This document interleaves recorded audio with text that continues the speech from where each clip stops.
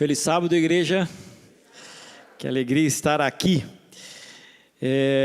Como fui apresentado, meu nome é Elmar, eu sou pastor, moro em Curitiba e minha atividade principal é atender os jovens no estado de Paraná, Santa Catarina e Rio Grande do Sul. E esse ano a minha atividade principal foi ficar na frente do computador falando para tudo quanto era igreja, né? E recentemente a gente voltou à atividade, a viajar, a atender as igrejas assim, olho no olho. A gente não pode ainda abraçar os irmãos, eu não sei quanto a você, mas assim que a gente puder abraçar, eu acho que a gente devia se abraçar bastante, né?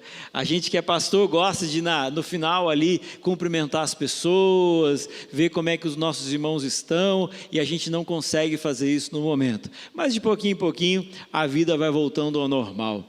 E sobre o novo normal, eu quero dizer para vocês, meus irmãos, que eu faço parte daqueles que são otimistas. Eu quero acreditar de que o novo normal não será pior, de que o novo normal ele será melhor.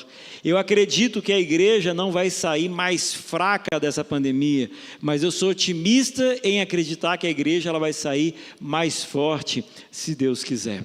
Então, vamos aí com a devida máscara, álcool em gel, o distanciamento, mas vamos começar a voltar a nossa vida um pouquinho mais normal, não é verdade? Quero saudar os meus amigos que estão nos acompanhando pela internet. Quero parabenizar também essa igreja pela visão de comunicação que tem desenvolvido. É uma das igrejas com melhor estrutura de comunicação que nós temos em toda a União Sul Brasileira. E é uma igreja que realmente merece esse cuidado, esse carinho e essa atenção, né? Eu não tinha vindo aqui ainda com esse LED, eu não conhecia esse LED, mas ficou muito bonito, com essa iluminação para a transmissão, e que Deus possa continuar abençoando a visão da igreja, de que se teve uma coisa que a gente aprendeu na pandemia, é de que igreja é muito mais do que restrita a 4 paredes. Através dos meios de comunicação, a gente consegue falar para milhares e milhares de pessoas. A gente aqui dentro tem um público e provavelmente esse sermão 10 vezes mais de gente que está aqui e nos próximos dias vão assistir esse sermão. Então é o poder de Deus, né? É o poder de Deus. O diabo tenta atrapalhar, mas Deus, ele atua na história e Deus tem um propósito, e o propósito de Deus vai ser vencedor, amém? Então que Deus possa nos abençoar nessa visão. Eu quero, antes de abrir a palavra, quero convidar os meus irmãos a fechar os olhos para que possamos orar. Grandioso Deus, maravilhoso Pai, louvamos o Teu nome, Senhor, porque nós temos esse privilégio de estarmos aqui nesta manhã, uma manhã gostosa, bonita. Obrigado, Senhor, porque nós temos essa igreja aconchegante, segura, tecnologicamente avançada, mas que isso tudo possa ser para a honra e para a glória do Seu nome, Senhor. E que tenha o propósito principal de falar do Teu amor e da salvação em Cristo Jesus. Que nesse momento nós possamos ouvir o Espírito Santo, e que nesse momento a mensagem pregada possa fazer sentido no coração de cada um de nós. É o que pedimos em nome de Jesus. Amém. Abra sua Bíblia, por favor, em 1 Reis capítulo 17. Essa mensagem foi a mensagem que eu mais preguei, mais repeti durante os últimos meses. Preguei para várias igrejas, em vários cultos, mas é uma mensagem que eu percebo que tem uma relevância, uma coerência e uma importância para o momento que nós estamos vivendo. E eu gostaria de compartilhar com vocês algumas ideias a respeito de 1 Reis capítulo 17. Apenas um merchan aqui. Parte do meu trabalho no Ministério Jovem é acompanhar o pastor Ileal dos departamentais das associações de jovens nos treinamentos, nos projetos, né? E é isso que eu tenho feito nos últimos anos. Quando a pandemia começou, eu de repente me vi preso em casa, né? E aí eu pensei, o que é que eu posso fazer para tentar somar e tentar ajudar o meu jovem nesse processo de entendimento do Evangelho? E no meio da pandemia, surgiu então com o pastor Alex Palmeira, meu amigo, pastor Ariel, que também faz parte da União Sul-Brasileira, nós começamos um podcast chamado Podcast Fortes. Então, se por acaso você gosta de consumir essa mídia chamado podcast, vale muito a pena, de repente, você escutar ali o que a gente está conversando. Essa semana, por exemplo, a gente estava conversando com o pastor Hélio Carnassali, que é o líder de liberdade religiosa da divisão sul-americana, e a gente conversou um pouquinho sobre liberdade religiosa e uma visão política do povo adventista, como é que a gente deve encarar esse momento político do Brasil, e ali tem alguns assuntos bem relevantes. Então fica aí a dica. Se você quiser nos acompanhar, ali está no Spotify, em especial, podcast Fortes, ok? São coisas que a gente desenvolveu no meio da pandemia e acredita que possa ser bênção para a igreja. 1 Reis, capítulo 17, versículo 1, diz assim: Então Elias, o tesbita, dos moradores de Gileade, disse a Acabe: Tão certo como vive o Senhor, Deus de Israel, perante cuja face estou, nem orvalho nem chuva haverá nesses anos, segundo a minha palavra. Eu gostaria de tirar desse texto, meus irmãos, 3 semelhanças do tempo que nós estamos vivendo agora, com o tempo de 1 Reis, capítulo 17. 3 semelhanças. E depois de explorar essas 3 semelhanças, eu gostaria de trazer para os irmãos 3 aplicações de que eu imagino que a história do passado pode nos trazer na história que nós estamos vivendo hoje, principalmente nos últimos meses, ok? Então vamos lá, 3 semelhanças. A primeira semelhança, meus irmãos, que eu gostaria de trazer para vocês, é o tempo extremamente confuso que nós estamos vivendo, em termos de governança, em termos de entendimento moral, em termos de clareza espiritual, que são os nossos dias. E aí quando eu olho para 1 Reis capítulo 17, o versículo 1, vem trazendo a informação de que o povo de Israel estava sendo dirigido. Existia o rei, e esse rei era Acabe. Quem era Acabe? Se você voltar um pouquinho no capítulo 16, no versículo 25 de 1 Reis capítulo 16, a Bíblia diz o seguinte: fez honre o que era mal perante o Senhor. Entenda só uma coisa, depois de Salomão, nós tivemos ali o rompimento e a divisão dos reinos de Judá e de Israel. E aí quando você analisa os reis de Judá, a gente teve ali alguns reis que fizeram coisas erradas, mas nós também tivemos alguns reis que serviram ao Senhor. Mas quando você olha para a linhagem de Israel, todos fizeram o que era mal perante o Senhor. Só que chegou num momento da história que no livro de Reis, ao fazer uma análise dos reis anteriores, diz aqui que honre foi o pior de todos os anteriores. Só que tem mais uma informação no versículo 30, que diz assim: fez Acabe, filho de Honre, o que era mal perante o Senhor, mais do que todos os que foram antes deles. Então pare e pensa, ninguém foi bonzinho, mas teve um que foi horrível. Qual é o nome dele? Honre.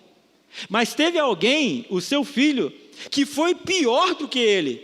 Qual é o nome dele? Acabe. Então quando você olha para 1 Reis capítulo 17, você vê um rei que deveria ser um líder religioso, mas completamente pagão. Você olha para um povo que foi um povo que deveria ser chamado o povo de Deus nessa terra, com moralidade completamente perdido. Aí eu olho para os dias de hoje, gente, não é o que a gente está vivendo. Eu não estou falando aqui de um prefeito, de um governador especificamente, de um presidente especificamente. Eu estou falando para vocês de uma crise mundial de liderança, de gente que tenha valores morais, de gente que tenha valores religiosos. E quando o governo se perde, o povo se corrompe. Então, quando eu olho para 1 Reis capítulo 17, eu percebo que aquele povo estava completamente perdido, por lideranças completamente longe de Deus. Quando eu olho para o nosso momento de mundo, eu percebo que hoje a humanidade está perdida por falta de líderes, que sejam líderes que temem a Deus. Primeira semelhança é essa. Segunda semelhança, 1 Reis capítulo 17, versículo 1, é o primeiro momento da Bíblia em que o nome Elias é citado. E a partir desse momento, nos próximos momentos que o nome Elias é citado, ele vem com uma carga extremamente pesada do que esse nome Elias significou para 1 Reis capítulo 17. Quem foi Elias aqui nesse momento? Perceba uma coisa, Elias foi alguém que no momento mais escuro do povo de Deus, ele surge para trazer uma luz. Elias, no momento em que todos estavam no meio do paganismo, ele se levanta para exaltar o nome Jeová. No momento em que Elias ele aparece, ele surge anteriormente à demonstração poderosa da presença de Deus na terra. Isso é Elias em 1 Reis capítulo 17. Aí quando você agora vai para o Novo Testamento, alguém vira para Jesus e fala assim: ô Jesus, você é Elias? Aí ele fala assim: não, eu não sou Elias. O espírito de Elias estava sobre quem? João Batista. Por que João Batista? No momento em que o povo de Deus estava extremamente longe de Deus, surge João Batista, chamando aquele povo para voltar à santidade. No meio de uma escuridão moral, surge João Batista chamando o pecado pelo nome. E surge João Batista exatamente momentos antes da demonstração grandiosa do poder de Deus através de Jesus na cruz do Calvário. Só que tem um detalhe, quando a gente olha para a Bíblia, o mesmo espírito de Elias vai fazer parte de um povo, de um movimento de pessoas que vão surgir exatamente antes do maior e último grande acontecimento desse planeta Terra, que será qual? A volta de Jesus. Então significa dizer, meus irmãos, que o povo remanescente de Deus tem que ser um povo que no meio da perdição moral se levanta falando: Deus Jeová merece a minha adoração. No meio da escuridão do pecado, deve e precisa se levantar um povo, dizendo: saia dela, povo meu, e venha para o Deus verdadeiro. E quando isso vai acontecer? Exatamente antes da demonstração grandiosa do poder de Deus através da sua vinda sobre essa terra. Então, meus irmãos, eu olho para o passado e vejo o primeiro Elias. Eu olho para o presente e vejo que existe um chamado para você e para mim, para termos o mesmo espírito de Elias em nós. E posso dizer uma coisa para você? Não é o espírito de Elias no outro, mas é o espírito de Elias em mim. O espírito de Elias de uma pessoa que no meio dessa moralidade que nós temos hoje se levanta para falar e chamar as pessoas para o que Deus quer dessas pessoas em termos de ética e de moral. Um povo que se levante em meio a esse mundo sem esperança para dizer de que existe esperança. Esse é o espírito do Elias dos últimos dias e dos últimos tempos. E eu gostaria de fazer parte desse movimento, e eu gostaria que você fizesse parte desse movimento também, amém? Semelhanças do passado com o presente. A terceira e última semelhança que eu vejo de 1 Reis capítulo 17 com os dias de hoje é o fato de que naquela época do passado, eles estavam passando por um momento muito terrível. Parou de chover. E gente, quando para de chover, não tem água. E se não tem água, o povo morre de sede. E se não tem água, não tem como ter comida. E o povo morre de sede e falta de comida. E aí começa a ter doenças. Ou seja, a gente olha para 1 Reis capítulo 17, é como se eles estivessem vivendo uma pandemia. Uma pandemia. Então, naquela época eles estavam vivendo uma pandemia. Naquela época eles estavam vivendo um momento de perdição moral, institucional, política. Naquele momento surge Elias. Nos nossos dias, nós também estamos vivendo um momento de pandemia e também de tantas coisas esquisitas acontecendo nesse mundo. A pergunta é: No mundo de 1 Reis capítulo 17, que tem muita semelhança com o mundo em que nós estamos vivendo no ano 2021, o que nós podemos aprender?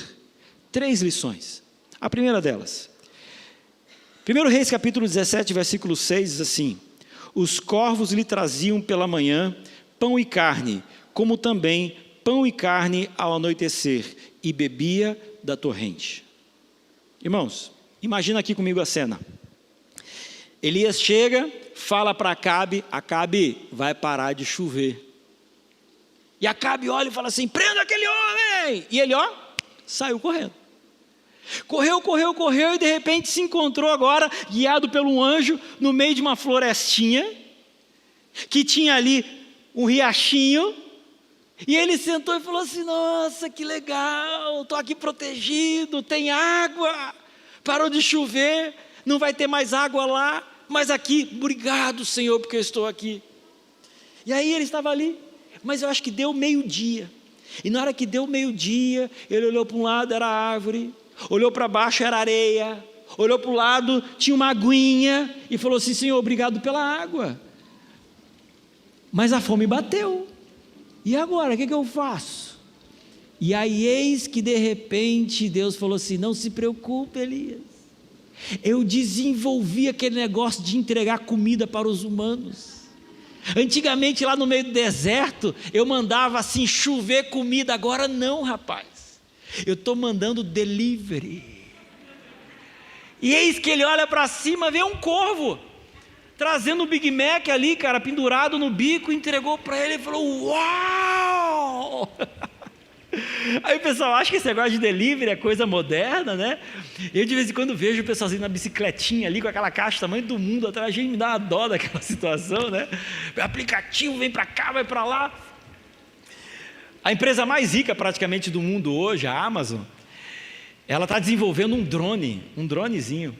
E eles querem chegar a tal ponto de entrega, que eles querem que você diga o seguinte: eu quero comprar um livro, por exemplo, e pode me entregar entrando pela janela da minha sala, e eu quero que vocês deixem em cima da minha mesa.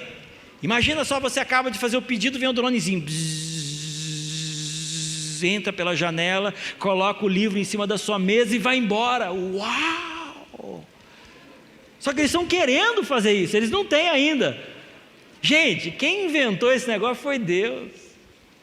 O dronezinho de Deus, o corvinho vindo assim, voando, deixava no pé de Elias e levava embora. Que coisa impressionante.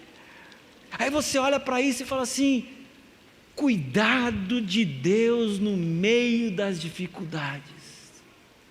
Sabe qual a primeira lição que eu tenho, olhando para 1 Reis capítulo 17, que eu posso aplicar para hoje? Amigos, no meio das dificuldades, Deus se revela como Ele nunca tinha se revelado anteriormente na história da nossa vida. Quando que antes, na história da vida de Elias, Deus já tinha mandado um corvo para entregar para ele um sanduíche? Quando antes? Nunca. Por quê? Porque antes desse momento, a vida de Elias era uma vida normal, aquela vida que você pode pegar o ônibus, pode ir para o trabalho, você volta para a sua casa, a vida está normal. Mas quando o mundo ele entra no estágio do anormal, muitos não conseguem compreender que quando a gente entra no momento da anormalidade, precisa sair as soluções humanas, e eu preciso permitir com que as soluções divinas comecem a operar na minha vida. E aí, eu tenho escutado muitos relatos de irmãos de igreja dizendo que os últimos meses têm sido muito difíceis. Eu tenho certeza que os últimos meses têm sido difíceis para você. Mas junto com os irmãos que falam de que os dias têm sido difíceis, numa proporção muito maior, eu tenho escutado histórias de irmãos dizendo assim: mas pastor, no meio da pandemia, portas que eu nunca imaginei que seriam abertas se abriram, oportunidades que eu jamais imaginei que surgiram, e bênçãos que eu nunca recebi, eu recebi. Então, meus irmãos, quando eu olho para 1 Reis capítulo 17, a primeira coisa que vem na minha mente é que em meio às pandemias da vida, Deus se revela. No meio das dificuldades da vida, Deus faz o impossível, porque o impossível é terreno do divino. Enquanto as coisas são normais, Deus espera que você atue, mas quando as coisas estão anormais, Deus espera que você permita com que Ele atue. Então, é importante acreditarmos, é importante nos entregarmos, é importante orarmos para que em meio às dificuldades dos últimos meses que você tem sentido, que Deus possa atuar na sua vida de uma forma sobrenatural.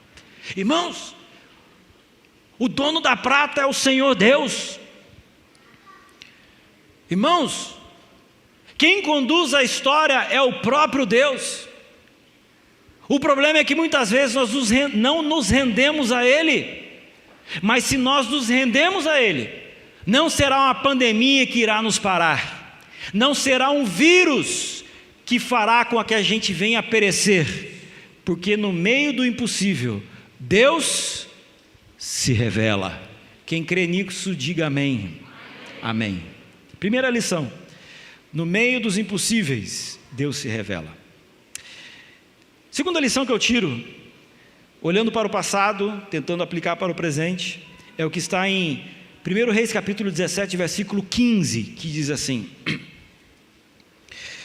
foi ela e fez segundo a palavra de Elias, assim comeram ele, ela e a sua casa muitos dias. Tenta imaginar essa cena comigo aqui, ó.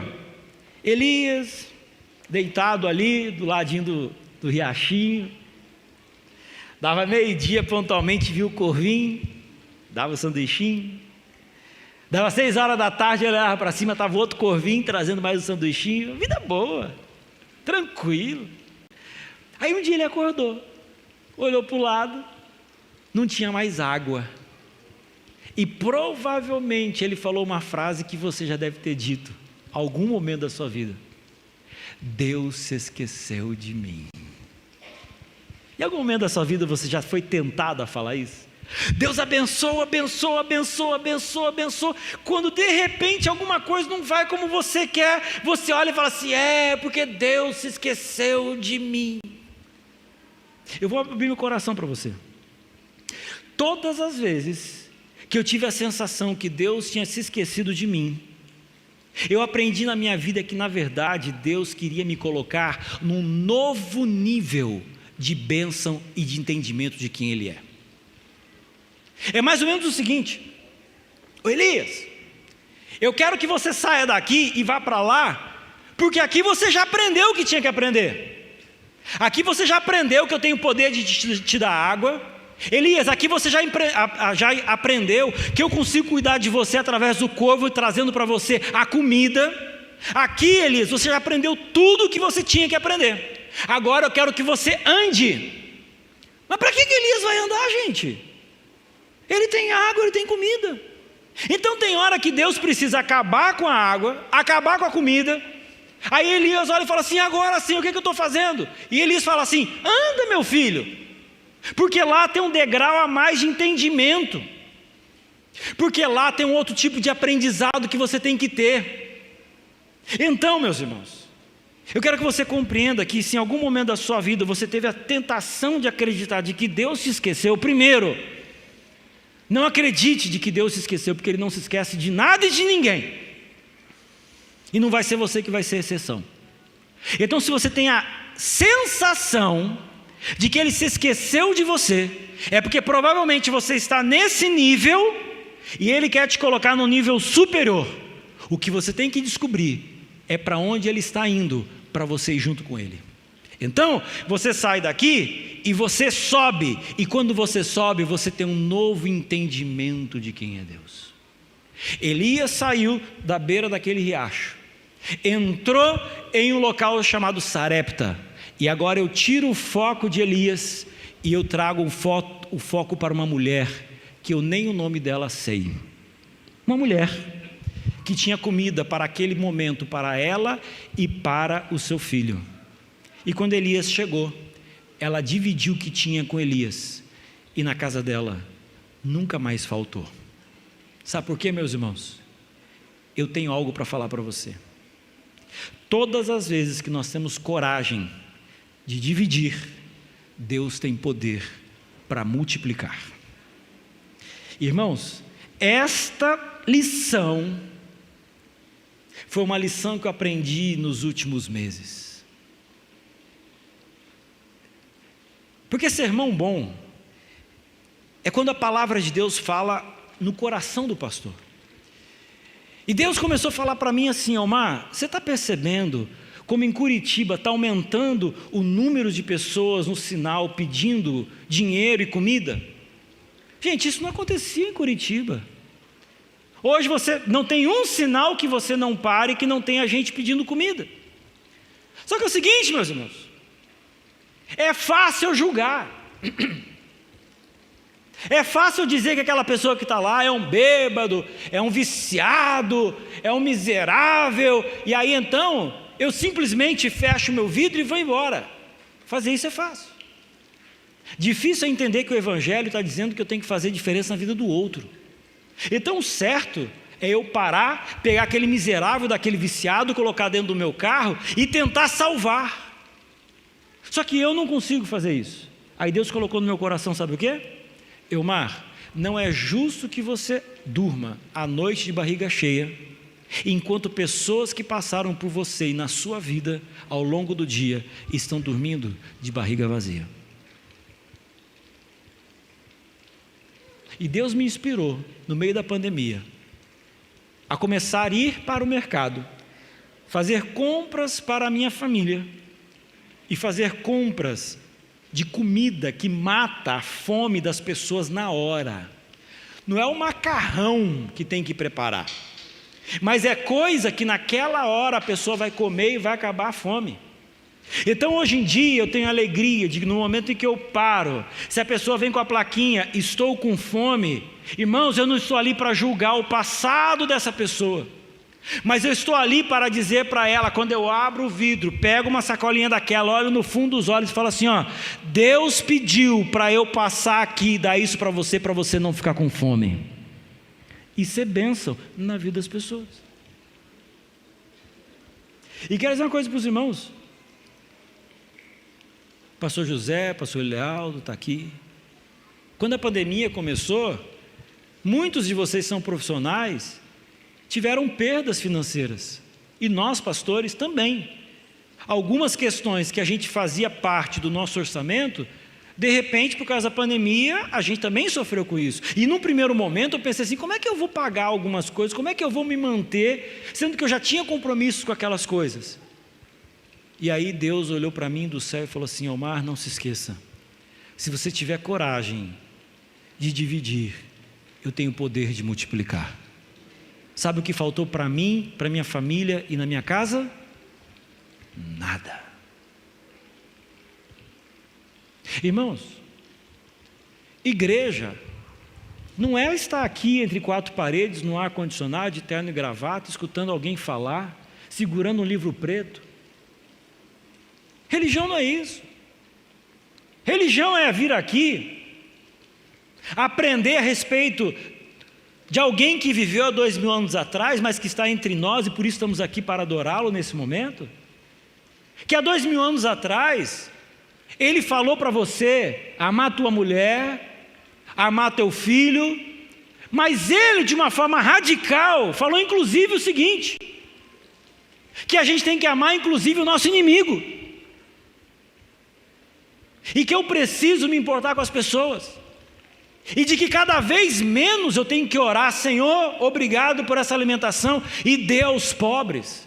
O Senhor do céu fala assim, filho, nesse momento dentro do meu plano, não sou eu pegar agora uma carroça cheia de dinheiro, com os meus anjos, descer na casa das pessoas aí agora que estão passando por dificuldades no meio da pandemia, e ajudá-las. Nesse momento, eu conto com os seus braços, eu conto com o seu amor, eu conto com o seu entendimento do Evangelho, de que Evangelho não é vir à igreja simplesmente, mas é sair da igreja e fazer diferença na vida das pessoas.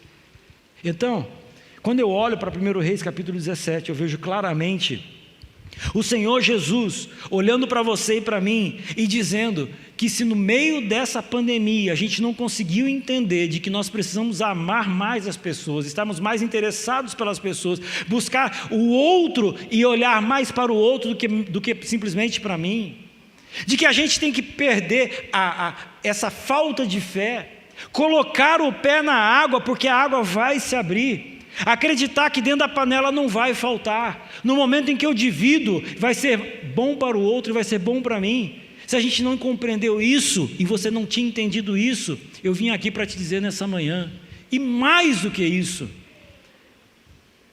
essa igreja, ela não está completa, meus irmãos.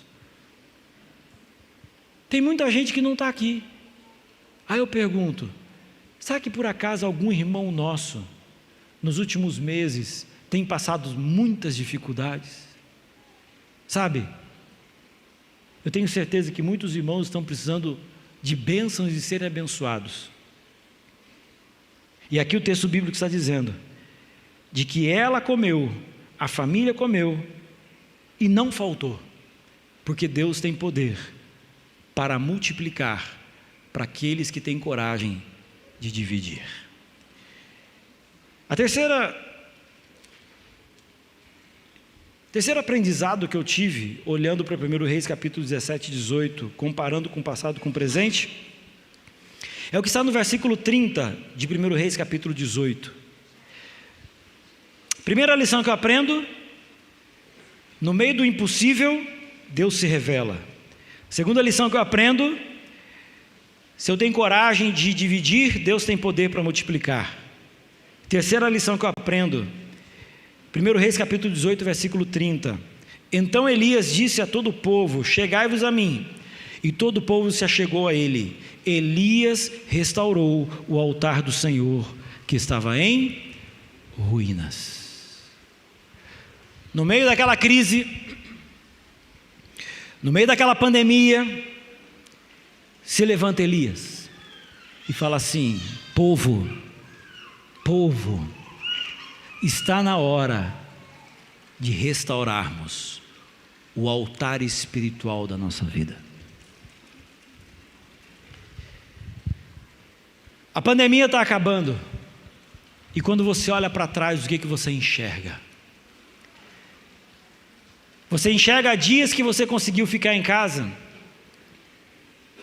para colocar em dia todos os filmes da Netflix que você queria assistir? Quando você olha para trás, na pandemia, você consegue entender e enxergar todas as gavetas que precisavam ser arrumadas e finalmente foram arrumadas? O fato é que quando a gente chega numa escola sabatina, como professor de escola sabatina, muitas vezes a gente vai passar aquela chamadinha, e aí as pessoas falam assim, veja bem, na hora de chamada ali, o camarada levanta para tomar uma água, tal. Por quê? Porque não quer dizer que não estudou a lição durante a semana.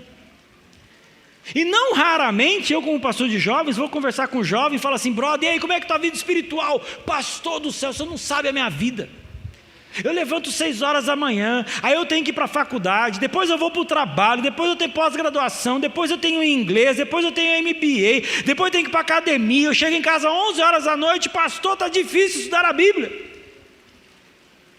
E as pessoas falam isso para a gente como do tipo assim, puxa, é tão difícil sua vida, verdade, hein? Parabéns, realmente você não tem tempo de estudar a Bíblia. Mas sabe o que aconteceu? Gente, quem mandou a pandemia não foi Deus. Quem inventou o vírus não foi Deus. Entendido sobre isso? Mas no meio da pandemia, gente, Nova York fechou, Porto Alegre parou, São Paulo parou, Londres fechou, o mundo parou. E talvez seja um recado de Deus para falar o seguinte para você, e aí, o que mais você quer? Ou seja, se a pandemia acabar, e ela por acaso não lhe trouxer o entendimento espiritual de que você tem que reconstruir a tua vida espiritual, a pandemia foi um fracasso na tua vida. A gente precisa olhar para a pandemia como uma oportunidade. Deus nos dando uma oportunidade para que a gente reconstrua a nossa vida espiritual. Uma demonstração de que esse mundo está louco e de que não adianta eu ficar me apegando a filosofias vãs, mas que eu preciso olhar para a Bíblia e entender o que é que está acontecendo no curso da história de Deus. Só que de repente veio a pandemia, acabou a pandemia, a minha vida de oração continuou horrível, o meu nível de entendimento e de estudo da palavra se passou. Se você sair dessa pandemia espiritualmente igual ou pior do que você era antes dela, você perdeu uma grande oportunidade. Deus quer que você reconstrua a tua vida espiritual, meu irmão. As dificuldades que vêm pela frente, elas serão grandes. Ou a gente reconstrói o altar, ou estaremos fracos. E vou te falar mais uma coisa. Essa pandemia serviu para você, inclusive, resolver problemas da tua casa com marido e mulher. E essa pandemia ela tem que servir para você reconstruir o altar da tua família. Por aí, dizem que aumentou em 30% o número de casais que se separaram na pandemia. Por quê? Porque eles saíam 6 horas da manhã, voltaram 10 horas da noite. De repente, eles agora são obrigados a ficar debaixo do mesmo teto o dia inteiro. Descobriram que não se conheciam, que não se amavam. E para as pessoas por aí, quando você descobre que você não ama o seu marido, só a esposa, o que eles fazem? Se separam. Daqui da frente eu estou olhando para alguns casais. E estou tentando imaginar quantos de vocês passaram por crises nesses últimos meses. E quero dizer para vocês que Deus é tão poderoso que mesmo que num coração que o amor acabou, Deus pode fazer brotar de novo a sementinha do amor. E isso se faz, sabe como? Reconstruindo o altar espiritual da família. Culto familiar. Culto com os filhos. Culto com a esposa. E mais, biblicamente, o líder espiritual da casa é o homem. Não existe oprimido e opressor. Não existe a ideia de machismo, mas existe a ideia de funções.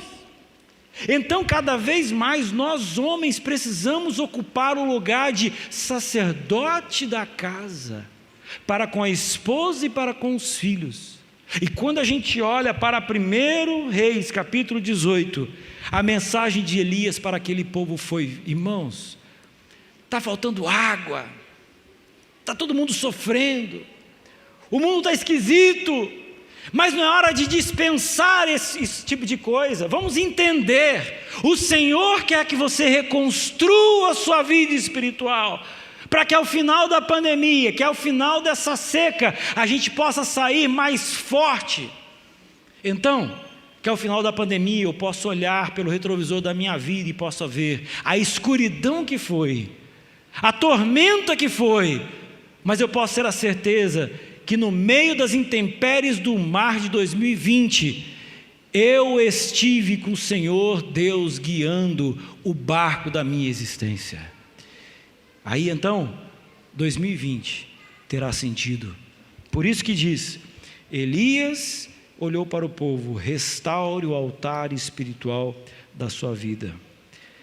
3 lições do passado. Primeiro, no meio do impossível, Deus se revela. Segundo, se você tem coragem de dividir, Deus tem poder para multiplicar. E terceiro, é hora de restaurar o altar espiritual da nossa vida. Mas para finalizar as minhas palavras, eu queria trazer para vocês o que aconteceu no finalzinho dessa história. A parte mais conhecida dessa história é aquele momento em que o fogo caiu do céu sobre aquele altar e tudo foi consumido. Mas entenda uma coisa, a necessidade daquele povo não era fogo, a necessidade daquele povo era água, e a água não tinha vindo, tinha vindo fogo. E aí então, acontece algo interessante. Elias sobe no Monte Carmelo e ele começa a orar por chuva.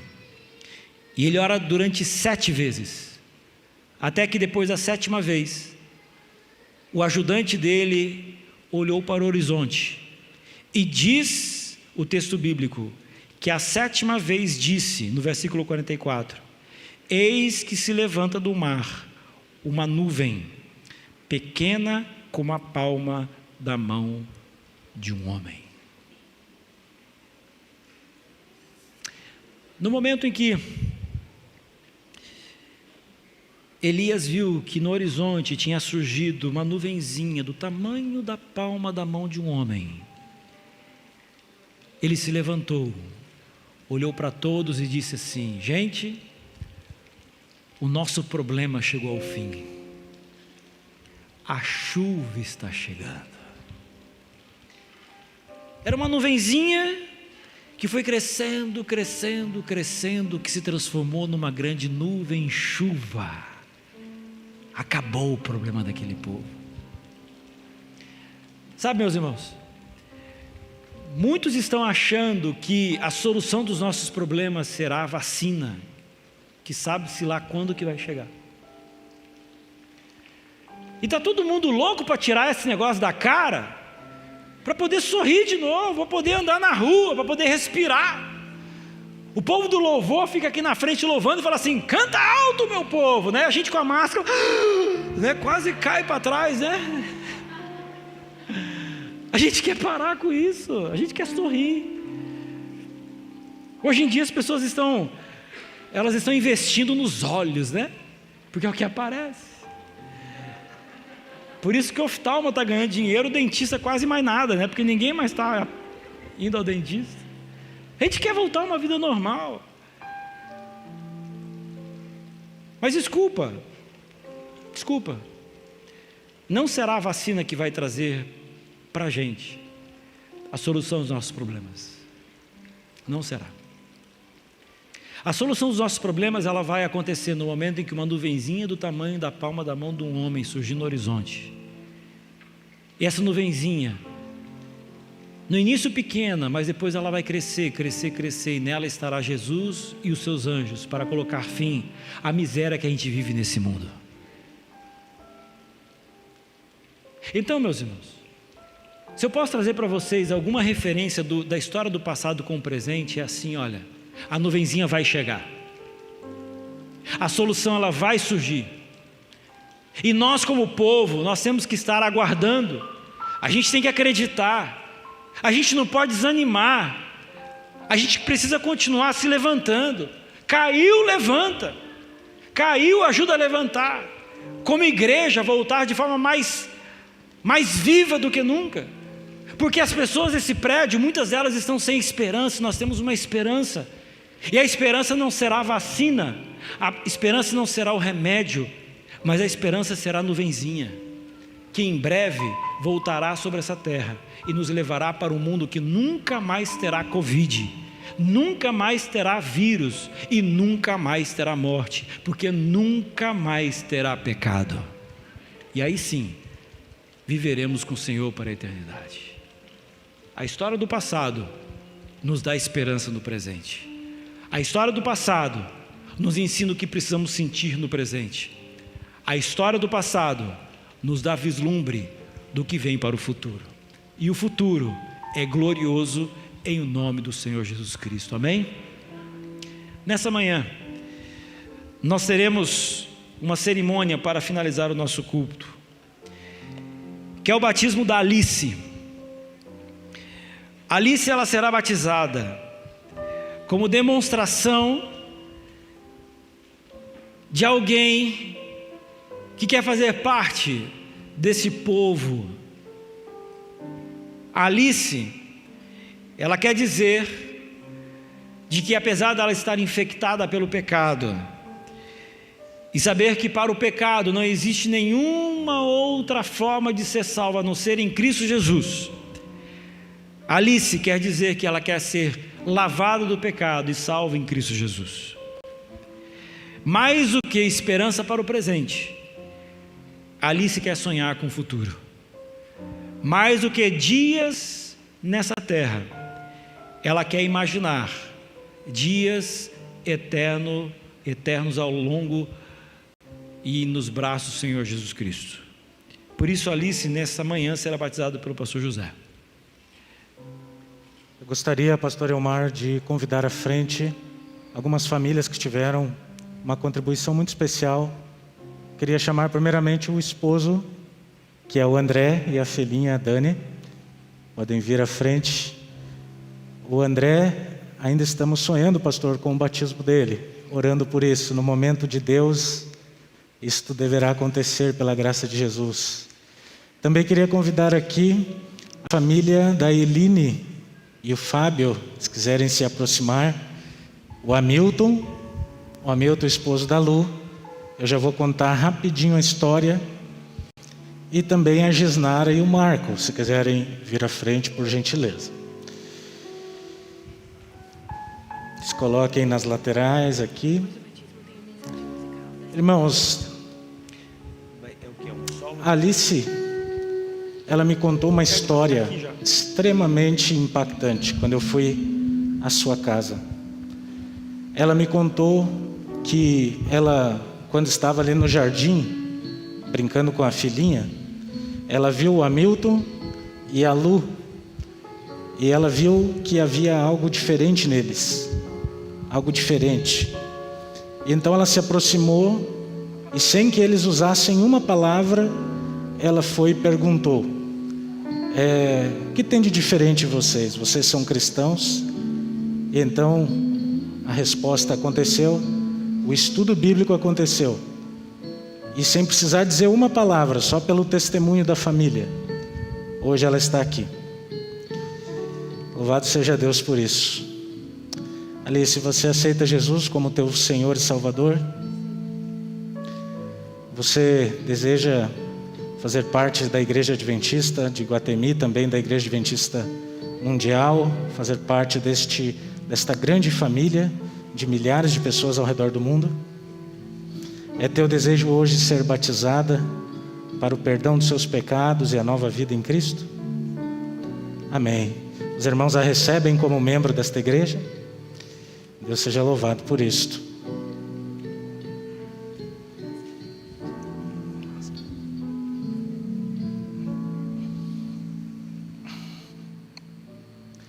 Querida Alice, nesta manhã de sábado, dia do Senhor, algo especial está acontecendo na tua vida.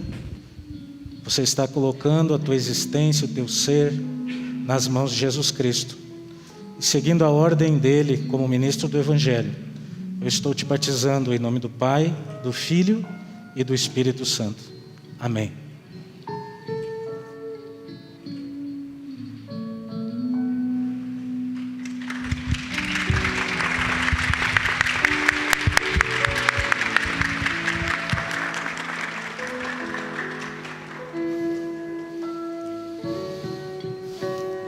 Amém, meus irmãos, vamos tirar uma fotinha aqui de recordação. Eu queria nesse momento vou devolver para o pastor Elmar, para ele convidar, mas eu faço o apelo ao seu coração. Se você deseja um dia entregar a vida a Jesus Cristo, o momento da decisão é hoje.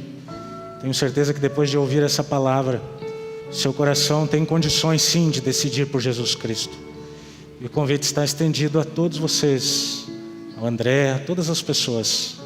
Deus abençoe muito, Deus abençoe o pastor Elmar e a família, os amigos também.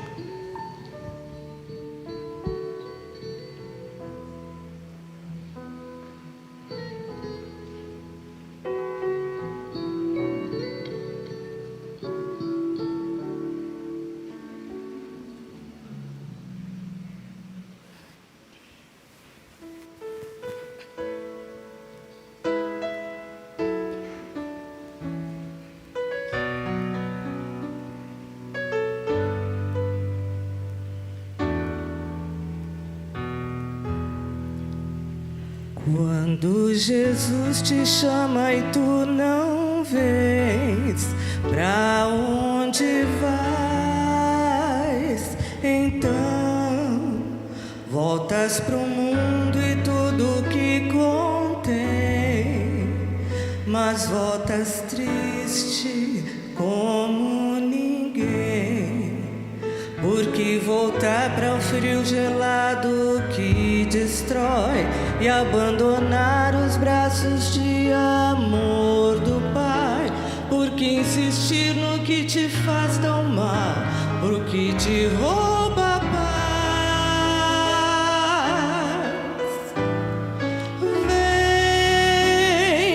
Vem pra Jesus, vem pra Jesus. Agora é o momento, não podes deixar pra depois.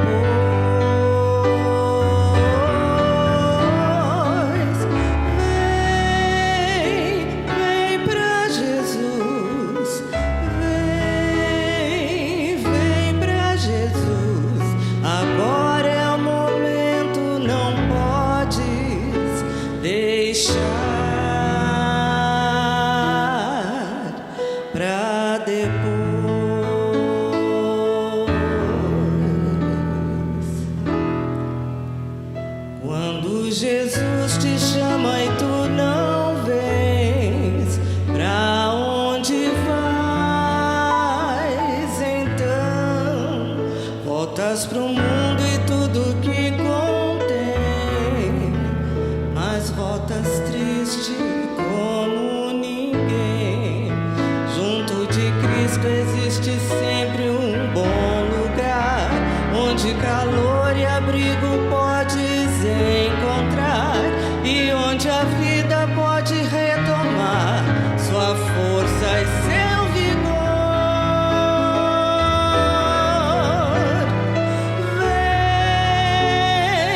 Vem pra Jesus, vem pra Jesus. Agora é o momento, não podes deixar pra depois.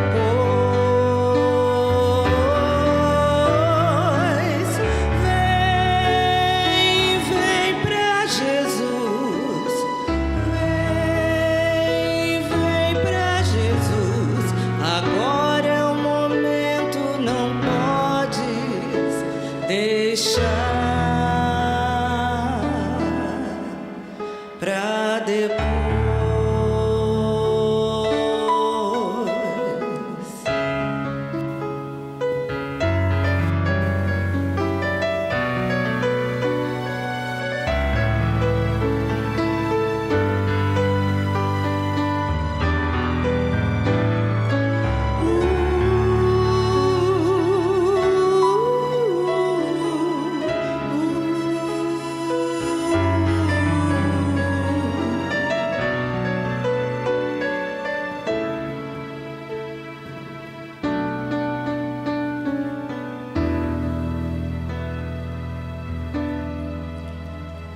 Quando Jesus te chama e tu não vens, pra onde vais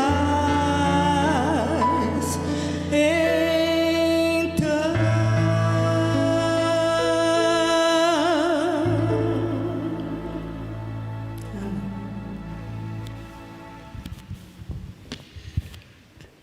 Que essa pandemia que estamos vivendo possa ter sido e que possa continuar sendo um momento de muito aprendizado.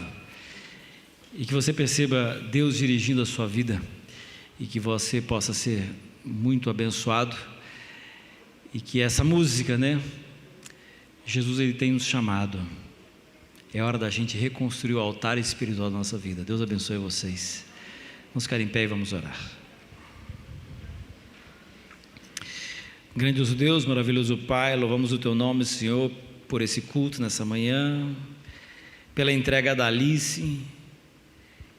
Temos aqui entre nós alguns amigos que ainda não foram batizados, Senhor, que eles possam entender de que esse é um passo muito importante na vida do cristão. Que da mesma forma como Jesus foi batizado, todos nós devemos ser batizados. Que aqueles que ainda não foram batizados possam tomar a sua decisão. E que todos nós, Senhor, possamos fortalecer a nossa fé. Que esses dias difíceis que estamos passando, Senhor, possam ser também a certeza de que o Senhor está guiando cada um de nós. reconstrua o altar espiritual da nossa vida. E, Senhor, nos ajude a voltarmos como igreja, mais fortes e mais comprometidos do que antes. Perdoa os nossos pecados e traga logo para esse mundo a solução para todos os problemas, que será a presença de Jesus Cristo com seus anjos para vivermos juntos eternamente. Nos dê a tua bênção em nome de Jesus. Amém. Sintam-se todos abraçados e que Deus possa abençoar e que vocês possam ter um bom sábado.